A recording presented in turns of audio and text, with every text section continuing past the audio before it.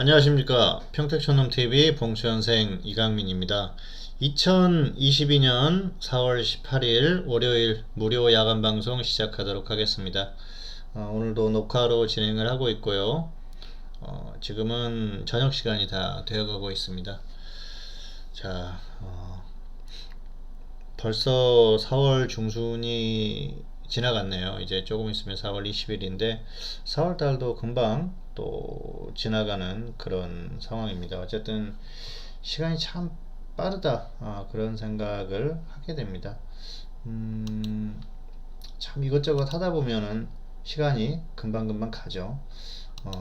어쨌든 뭐 또 그 나이대에 따라서 느끼는 시간이 또 다르다고 하지 않습니까? 어쨌든 뭐 여러 가지 느낌을 가질 수 있는 그런 그 시간의 흐름이 아닌가 생각을 합니다. 자, 지금 안내가 나가고 있는데요. 15일 단기요금제가 나와 있어요. 홈페이지에 오시면은 주식회사 평택촌놈 홈페이지에 오시면 보실 수가 있는데요. 평택촌놈 현물 SMS와 파생 SMS 15일 요금제가 만들어졌습니다. 과거에 있다가 뭐 가끔 이렇게 생기는데요. 어쨌든 15일 요금제를 계속해서 이렇게 시행을 하는 게 아니기 때문에 이렇게 있을 때 좀 활용을 해보시면 좋을 것 같습니다. 그리고 사실 뭐 한 달 그 요금이 좀 부담이 된다든가 아니면은 또 경험을 해보고 그리고 괜찮으면은 한 달이라든지 3개월, 6개월 이렇게 결제하실 분들은 짧게 경험을 해보시는 것도 좋을 것 같아요. 어떤 식으로 리딩을 하는지 또 어떤 종목을 추천을 하는지 그런 것들도 뭐 궁금한 부분이기 때문에 잘 활용하시면 좋을 것 같고요. 어쨌든 잘 활용을 해보시면 좋을 것 같습니다. 네, 죄송합니다. 제가 그 방송 녹화를 하다가 또 뭐 기침이 좀 나올 수도 있을 것 같아요.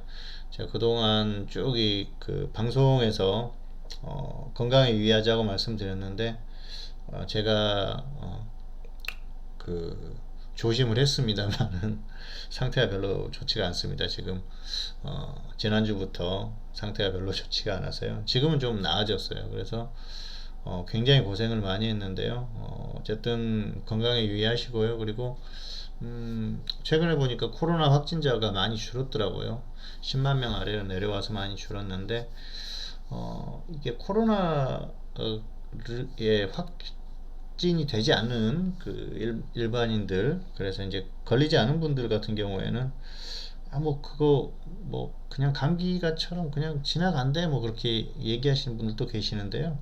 실제로 이게 확진이 되신 분들은 굉장히 고생을 많이 합니다. 굉장히 고통스럽고요. 특히 이제 인후통이라고 그러죠. 목이 정말 찢어질 것 같은 그런 고통을 느끼니까 절대 걸리지 마시기를 바라겠고요. 어쨌든 끝까지 조심하시기 바라겠습니다. 네, 어쨌든 그 단기요금제가 생겼으니까 잘 활용하시기 바라겠고요.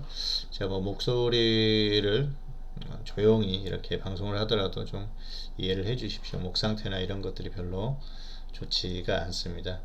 자, 오늘도 시황 그리고 이슈 종목 이런 순서로 진행을 하도록 하겠습니다. 오늘은 좀 뭐 최대한 좀 빨리 진행을 하도록 하겠습니다. 자, 코스피 지수, 코스피 오늘 하락했죠. 보합권에서 마감을 했고요. 그런데 괜찮았어요. 코스닥 같은 경우에도 하락했는데 코스닥이 조금 더 약했습니다. 오늘은 보면은 코스닥이 더 좋지 못했던 그런 모습입니다. 오늘 수급을 보면은 코스피 같은 경우에는 개인이 역시 매수를 했고요. 외국인 기관이 매도를 했기 때문에 좋지를 않았었는데요. 그렇게 아주 나쁜 결과는 아니에요. 사실 뭐 개인들이 엄청 뭐 5천억, 6천억 이렇게 매수를 했으면 좋지 않았을 텐데 그런 상태는 아니었기 때문에 괜찮지 않았나 생각을 합니다. 그리고 오늘 장중 흐름을 보면은 외국인들이 선물 쪽에서 장 초반부터 매수를 쭉 해주는 그런 모습이었어요. 그러다 보니까 시장이 좀 반등이 나왔고요. 그리고 기관이 또 중반 이후에는 계속 매수를 해주면서 괜찮은 흐름을 보였습니다. 이런 것들이 시장이 반등할 수 있는 그런 흐름을 보였었고요. 개인들은 초반에 매수를 하다가 이제 장 중반 이후에 좀 매도를 하는 그런 모습들이 나왔어요. 그러면서 시장이 그대로 흘러가지 않았나 생각을 하고요. 분봉을 보시면은 오늘 장 초반에 급락 출발했는데 결국은 이제 장중에 등락을 반복하다가 하락 마감하긴 했지만 그렇게 아주 나쁘진 않았습니다. 그런데 코스닥 같은 경우에는 좀 약했어요. 코스닥은 쭉 그냥 결국은 좀 더 크게 하락하는 그런 모습이었고요. 크게 이렇게 회복하지 못하는 모습이었습니다. 사실 코스닥도 좀 반등이 나오길 기대를 했는데 역시 좀 약했었던 모습입니다. 최근의 모습을 보면은 코스닥이 조금 더 강했지 않습니까? 그러니까 코스피보다는 아무래도 코스닥이 더 강했거든요. 그러니까 이제 좀 이 불안감이 있을 때는 결국은 어느 순간이 되면 더 약한 모습을 보이는데 오늘이 그런 날이었다. 그렇게 보시면 될 것 같습니다. 죄송합니다. 기침이 계속 나오고 있네요. 어쨌든 예, 목소리를 좀 작게 해가지고라도 진행을 하도록 하겠습니다.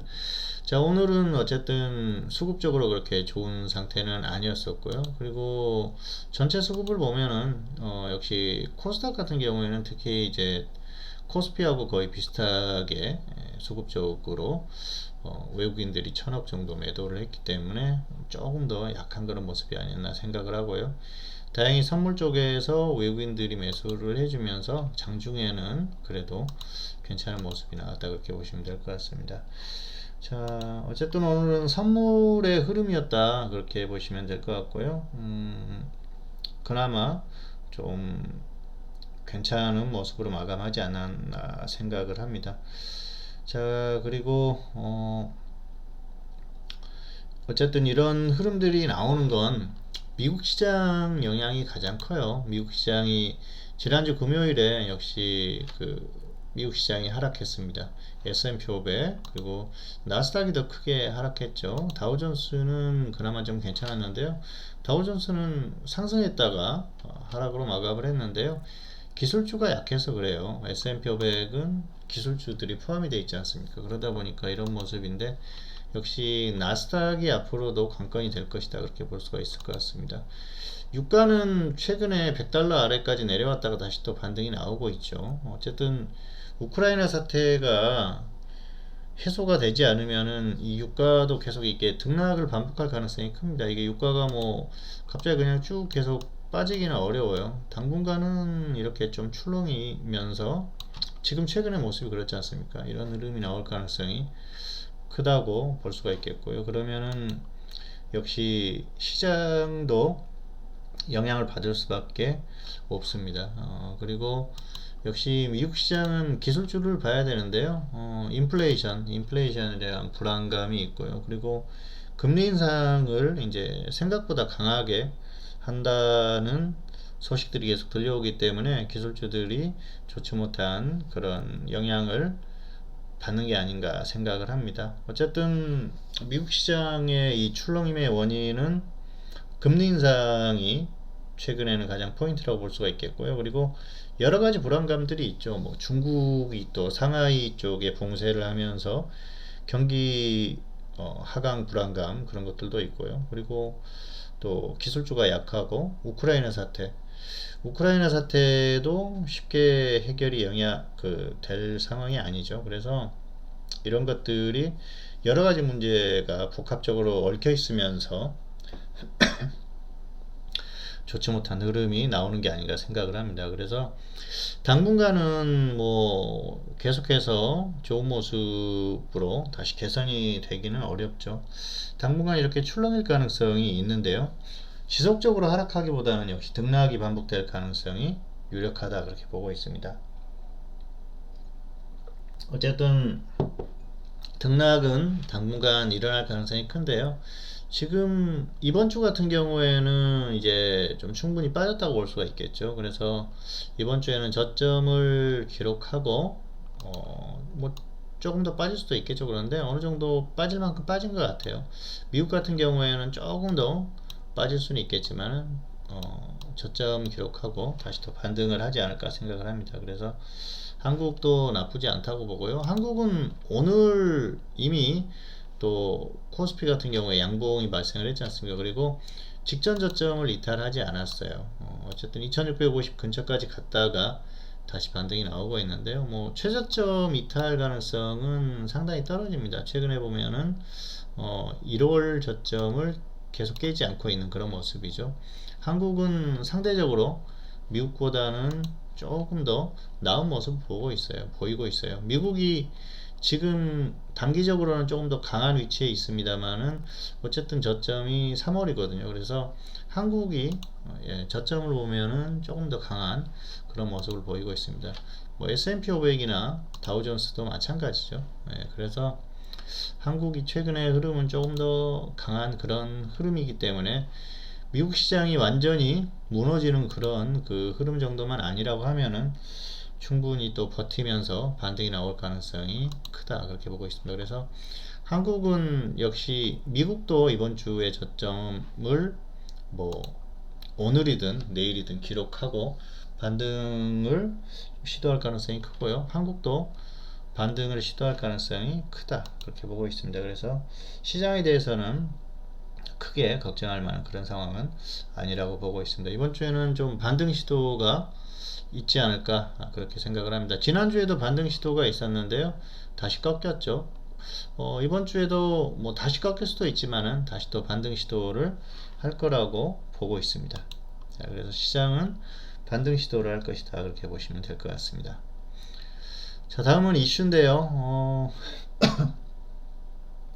지금은 이제 이슈는 크게 보면은 두 가지가 있죠. 첫 번째로는 금리 인상인데요. 금리 인상 같은 경우에는 이미 반영이 된 상태인데도 불구하고 시장에 영향을 미치고 있어요. 그래서 금리 인상이 이게 이제 0.5% 인상에 대한 문제 때문에 기술주들이 영향을 받을 수밖에 없어요. 그래서 기술주들, 특히 이제 미국 시장 나스닥 쪽이 영향을 받다 보니까 계속 그 영향을 받는 것 같습니다. 이건 계속 그 반복될 가능성이 높아요. 그래서 뭐 시장이 계속 출렁이는 게 영원히 반복되는 건 아니고요. 당분간은 그럴 가능성이 크다는 거죠. 그리고 0.5%보다 더 인상을 하기는 어렵지 않습니까? 단번에. 그리고 또 이 인플레이션은 결국은 유가하고 연동이 돼 있는데 우크라이나 사태 영향이 커요. 우크라이나 사태가 어떻게 해소가 되는지. 우크라이나 사태 같은 경우에는 이제 러시아 쪽에서 어떻게 생각을 하는지가 가장 중요하죠. 특히 푸틴의 생각이 중요한데요. 푸틴이 이번 기회에 우크라이나를 완전히 점령하려고 생각하지는 않을 거예요. 원래는 뭐 전쟁을 하고 싶은 생각이 물론 있었겠지만은 기회만 노리고 있었는데 우크라이나 쪽에서 이제 나토에 가입을 한다고 하니까 그때부터 이제 그 행동을 개시를 한 거 아니겠습니까? 핑계가 좋았던 거죠. 그리고 나서 결국은 최근에 돈바스 지역 이쪽을 거의 이제 점령하고 마리오폴인가요? 그쪽도 거의 이제 점령을 했다고 하는데 사실 뭐 러시아 입장에서는 두 군데 정도, 한두 군데 정도만, 하나 정도만 점령을 하더라도 상당한 그 이익이거든요. 결국은 우크라이나를 야금야금 계속 이렇게 압박을 하고 있는 그런 흐름인데, 장기적으로 봐가지고 푸틴이 아마 이제 그 푸틴이라는 사람이 앞으로 100년 정도 산다고 하면은 여유를 갖고 계속 압박을 하면서 우크라이나를 결국 점령을 할 텐데, 사람이 100년 이상, 100년 뭐 몇백 년 이렇게 사는 게 아니지 않습니까? 그러다 보니까 조금 이번에 서둘렀던 것 같긴 해요. 어쨌든 일부 지역을 점령을 하게 되면은 확실하게 러시아 영토로 만드는 작업만 할 수 있다고 하면 끝날 가능성이 있는데요. 어느 정도 좀 그 점령 지역이 나오다 보니까 이제 조금 그 어떤 그 전쟁의 마무리에 좀 실마리가 보이지 않을까 생각을 합니다. 어쨌든 우크라이나 입장에서 특히 이제 zel렌스키 대통령 같은 경우에는 본인의 어떤 입지나 이런 것들을 부각시키려고 계속 노력을 할 수가 있는데요.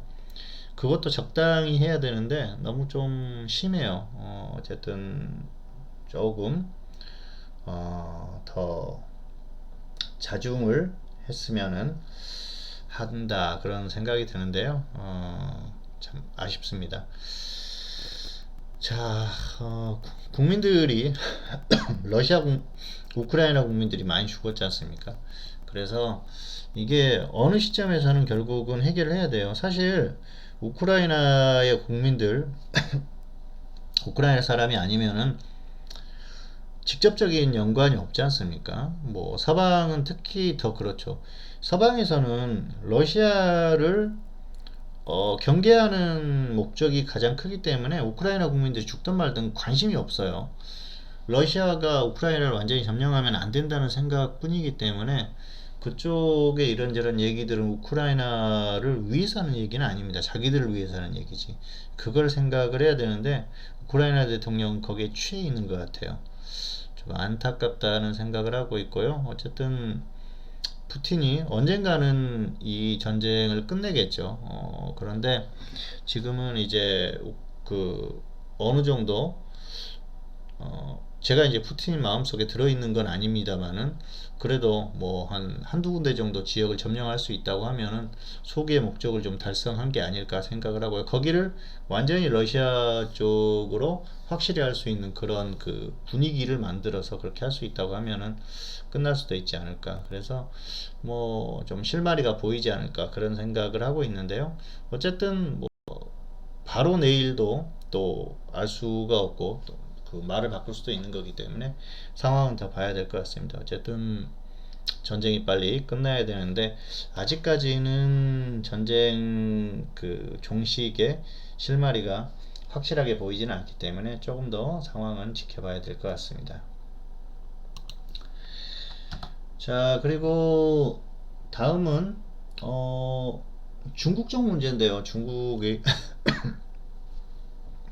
중국의 코로나 문제입니다. 사실 전 세계가 코로나 때문에 심각하기 때문에 코로나가 뭐 문제가 되냐 그러실 수도 있는데요. 중국이 상하이를 봉쇄를 했죠. 그러다 보니까 중국의 경기 침체 불안감 때문에 그 주식시장도 영향을 받는 것 같아요. 어쨌든 뭐 조금 영향을 받을 수가 있겠죠. 그리고 사실 중국이 봉쇄된다고 하면은 뭐 전 세계적으로 또 공장들이 가동을 못 하지 않습니까? 그런 것들이 영향을 받을 수 있는데 어쨌든 단기적인 문제라고 봐야겠죠. 이걸 뭐 6개월, 1년 계속 묶어놓을 수는 없는 거 아니겠습니까? 중국도 코로나가 확산이 되다 보니까 결국은 봉쇄를 하고 있는데요. 전에 우한에서 경험을 했죠. 그 중국 쪽에서 처음에는 뭐 별거 아니겠지 생각을 했는데 결국은 전 세계적인 피해를 줬지 않습니까? 이건 언젠가는 또 해소가 되겠죠. 중국도 계속 묶어둘 수만은 없기 때문에 그리고 또 봉쇄를 계속 해가지고 그걸 유지한다고 해서 해결될 문제도 아니기 때문에 결국은 이 문제는 좀 시간이 지나면서 해소가 되지 않을까 생각을 합니다. 어쨌든 조금 뭐 시간이 지나면 해소가 되겠죠. 그리고 시장이 그렇게 크게 영향을 미칠 만한 그런 문제는 아니라고 생각을 합니다. 결국은 해결이 될 문제이기 때문에. 그리고 뭐 중국이 이게 봉쇄를 한다고 상하이를 봉쇄를 한다고 해서 전 세계 주식시장이 무너지는 그런 사태가 발생할 수는 없는 거고요. 단기적으로 살짝 영향을 미칠 수는 있는데 그렇게 큰 문제는 아니다고 보고 있습니다. 자, 이슈 점검까지 해봤고요. 예, 말을 또 이제 좀 오래 하다 보니까 계속 기침이 나오고 목소리가 또 이제 잠기려고 하고 있습니다. 빨리빨리 진행을 하도록 하겠습니다. 자, 다음은 유무료 추천주 정리해 보도록 하겠습니다. 무료 추천주들 자 보실까요? 오비고는 14,000원 오면은 정리하자고 그랬어요. 이 종목 14,000원 1차 매수돼 있기 때문에 그렇게 하시기 바라겠고요. 국영GNM은 여기 1650원 안 오죠. 이거 매수되기 힘들 거요. 자, 아모센스는 20% 왔습니다. 17,000원 매수가 됐었고요. 그리고 매수가 됐었죠. 그리고 20% 넘게 갔어요. 30% 가까이 상승했기 때문에 충분히 뭐 단기 수익 가능한 그런 상황이었습니다. 어쨌든 매수하신 분들 축하드립니다.